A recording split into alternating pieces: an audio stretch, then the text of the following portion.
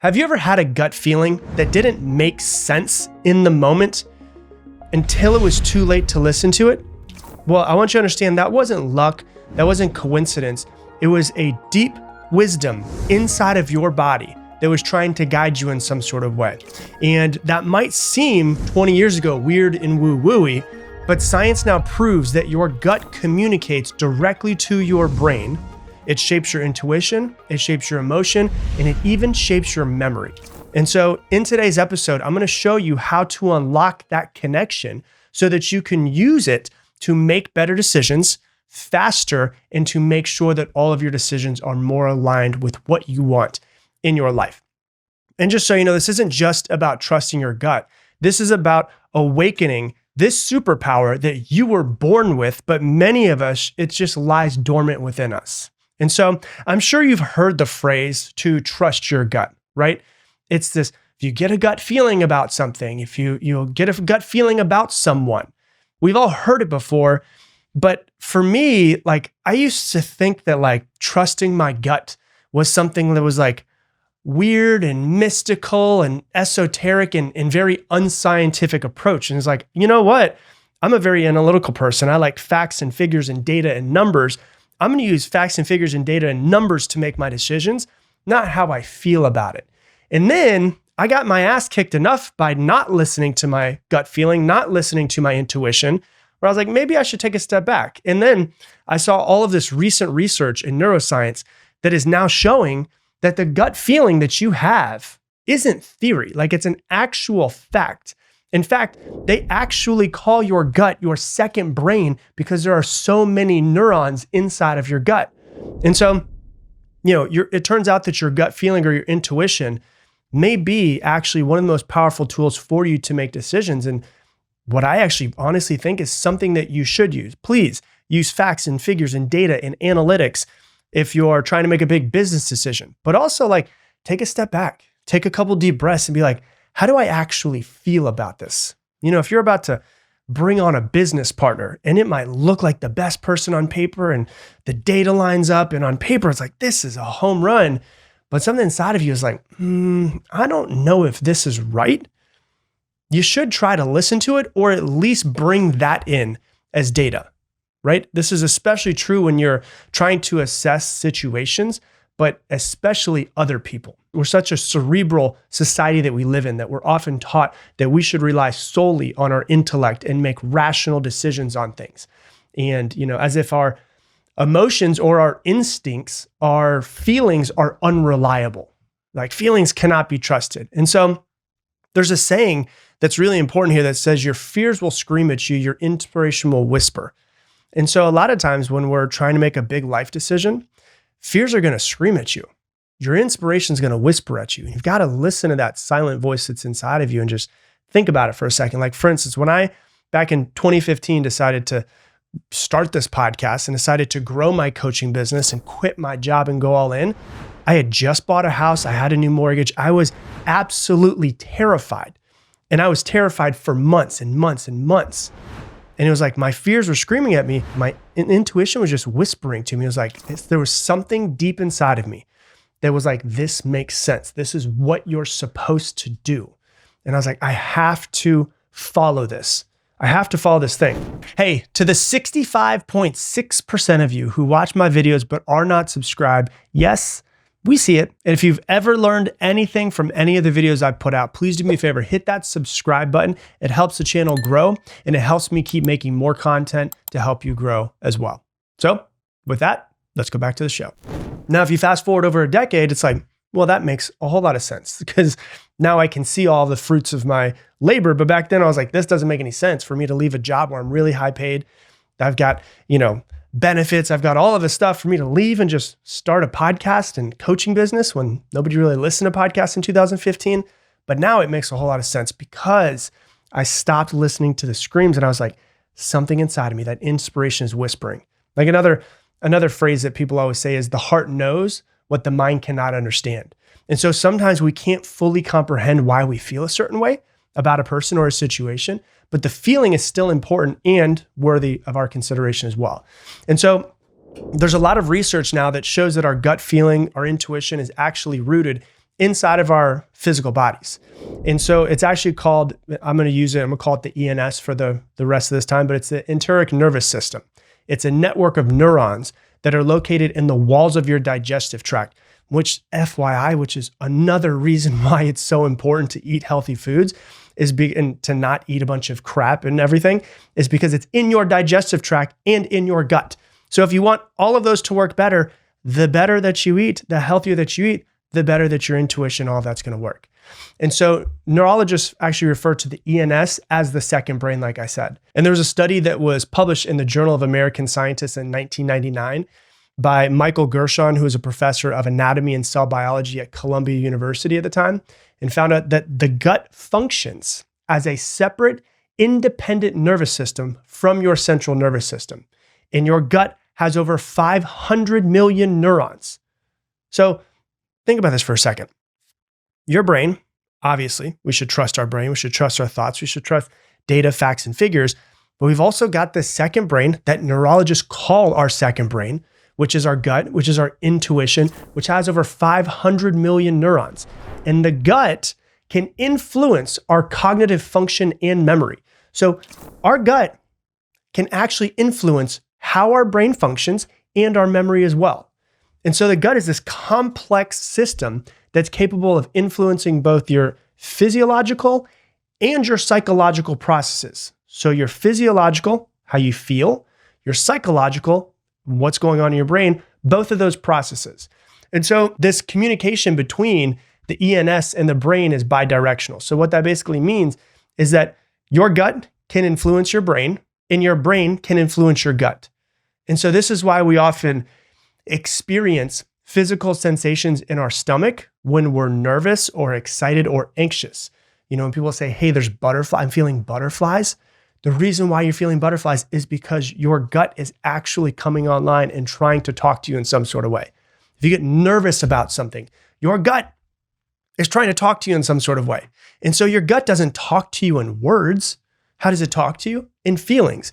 And so what we need to do, and this is really hard for a lot of people to do because we're all go, go, go, productivity, work, work, work, is we need to actually have moments when we're making big decisions, when we're trying to figure out what we should or shouldn't do with our business, with our partners, with our life, with everything, to take a step back and be like, what do I feel though? And this is something that I've learned to do over the past 15-ish years and get better at, is like look at things in data and figures and then take about 15 minutes and I'll do breath work. And then I'll just ask myself, how do I feel about this situation? What do I feel is the right thing that I should do right now?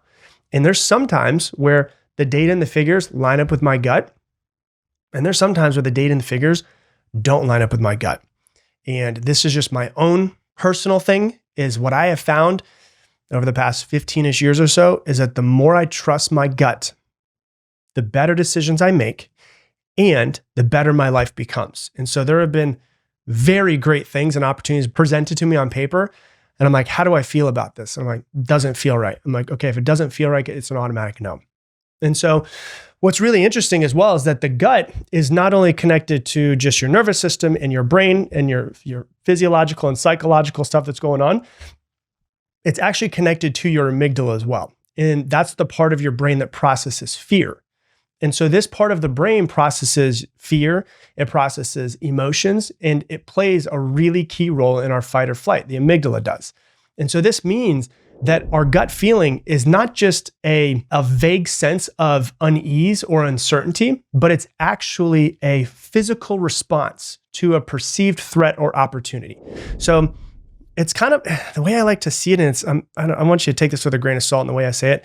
I kind of like to use my gut as like my wisdom that's inside me. It's almost like this time traveler. It goes into the future and tells me what's going to happen in the future if I pay attention to it.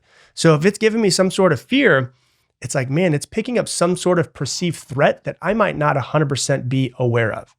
And so when you get a gut feeling about someone or something, we should learn to actually pay attention to it, because it may be your body's way of alerting you to a potential danger or even a potential opportunity, depending on how you feel, that our conscious mind hasn't actually registered yet.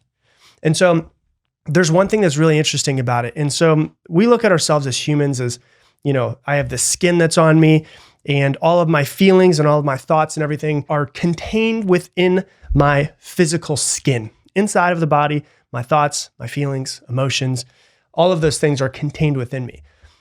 Well, science has actually proven that that's not actually true. If you look at machines, if you want to look at just your brain, for instance, right? There's EEG machines. An EEG machine is where they hook electrodes, just little, these little rubber things to your head, and they measure the brain waves of your brain. That's an EEG machine. And they can see, okay, what's his brain doing? It's jumping, it's going all over. What's his brain waves at? Is it theta? Is it beta? Is it alpha? What's really interesting, that's an EEG machine. There's also something that's called an MEG machine. An MEG machine, if you ever see it, it's this huge dome that goes over someone's head, and it measures brain waves, but it never touches their skull. And so hold on a second. What you're telling me is that an MEG machine never touches someone's head, but they can measure their brain waves without touching their head, which means that my thoughts and my feelings don't stay within my physical skin. And so one of the reason why I'm bringing all this up is because if your gut feeling sometimes gives you a bad signal about somebody or a good signal about somebody, it is probably picking up on their waves versus your waves, because it doesn't stay just inside of it. So when you actually look at waves, and these are normal waves in the ocean, but also waves that happen inside and outside of our body, when you're around somebody and you're like, this person's awesome, I don't know why, I get this feeling that they're awesome, there's something about them, I feel like I've known them forever. That is their waves, and this is gonna sound weird and woo-woo, but it's true. It's their waves coming off of their body, matching up with the waves coming off of your body. This is called constructive interference. Their waves and my waves are constructive interference, which means that our waves are actually doubling in size. So I'm feeling, oh my God, something feels really good about this person. I don't know why, there's just something that feels really good. That's called constructive interference. Now there's also destructive interference, where if you watch two waves that are coming from different directions, they can hit each other and it basically cancels out both waves. That's in the ocean. Same exact thing can happen. I'm around somebody and they're saying all the right things. They look right, all this stuff, but something doesn't feel right. My waves are matching up with their waves, and something is happening which is causing destructive interference. So there's constructive interference and destructive interference. And so that is what our gut is actually picking up on. And so, think about how many times you've thought, man, like, I don't know if I should do this. And you do it, and then it kicks you in the ass. Or how many times you thought, you know what, I think I should do this, and you didn't, and then it didn't work. You see massive success around something. Or you're like, I feel like this is right. I feel like I should do this thing. And just because you go off that feeling, it ends up being right. Studies have shown that people who trust their gut instincts often are better able to predict outcomes and make accurate judgments. Hold on. So what you're telling me is it's almost like they're better at predicting the future, even when they don't have all of the information. So just think about that for a second. People, like, studies have shown this. Psychological and neurological studies have shown that people who trust their gut instincts often are better at predicting outcomes and making accurate judgments, even if they don't have all the information. So I'm not saying blindly trust or follow your gut instincts all of the time without critical thinking or analysis. What I'm saying is that we should give our gut feelings and the way that we feel about something the same weight as our rational analysis and consider both in making a decision. And this is something that we should all be working to train ourselves to be better at. Our gut feeling can be honed and it can be refined through practice and self-awareness. The less that you do, the more that you slow down, that you get into your body, that you close your eyes, you stop worrying about what's going on around you and you start worrying about what's going on inside of you and paying attention to how our body responds to different situations and different people. And we can learn to recognize patterns and signals that are going on within us that might not immediately be apparent to our conscious mind. If, like, an example is, we've all had it where we feel uneasy around a particular person. We can't really pinpoint why, but we take a step back and we try to figure out why. And we're like, I don't know, like, I just get a feeling about this person, something. And then 6 months down the road, you're like, oh my God, well, that's a perfect example. They did X, Y, Z. I can see now, right? So when you take that gut feeling, and I would start to actually get better at trusting it. Don't dismiss it as irrational or unscientific. Instead, consider it as like a valuable piece of information that can help you make better decisions. And remember that your gut feeling is not just some random emotion in some sort of way. It's a physical response that is deeply rooted in your body, and your body is picking up on something in someone else or something else that's happening around you. And so it's just not in resonance sometimes, or sometimes it is in resonance. You got to pay attention to that. And a lot of times, this is what's really interesting about it. A lot of times a gut feeling doesn't make sense logically. It usually doesn't make sense in the moment, but eventually in the future, you're like, oh, that makes sense, And so use your brain and your gut together to make better decisions, business decisions, personal decisions, life decisions. I personally believe that God or the universe or life, whatever it is you believe in, your higher self communicates to you through feelings. And so for me, it's important for me to take a step back and be like, what am I feeling? Because, I'm not going to hear voices just booming through my office. But if I take a step back, I'm like, all right, what am I supposed to do? What am I feeling? Think about a time when you had a gut feeling that you didn't listen to and it backfired. I'm sure you can think of a couple of them, right? Think about a time that you had a gut feeling and you listened to it and you ended up being right. And so when we get a gut feeling about someone, something, we should at least bring it into the conversation, and we can use logic and emotions with it to also make better decisions. And so that's the key part that I want to bring in here. And the way that we become better at it is to stop being so damn busy. Take a few minutes, take a step back. When you're working and you're being productive, everything's happening outside of you. Start bringing some attention, even if it's just 15, 20 minutes a day. You could do 5 minutes, 4 different times. Bring the attention inside of you and start noticing how you're feeling around things as well. And that is how you make logical decisions with your brain and emotional decisions with your gut. Hey, thanks so much for watching this video. Based off of what you have been watching recently, YouTube's algorithm thinks this video is the one that you need to watch the most right now. So click this one. And if you want to make sure that you do not miss any more videos, click that button right there to subscribe, and I'll see you on the next one.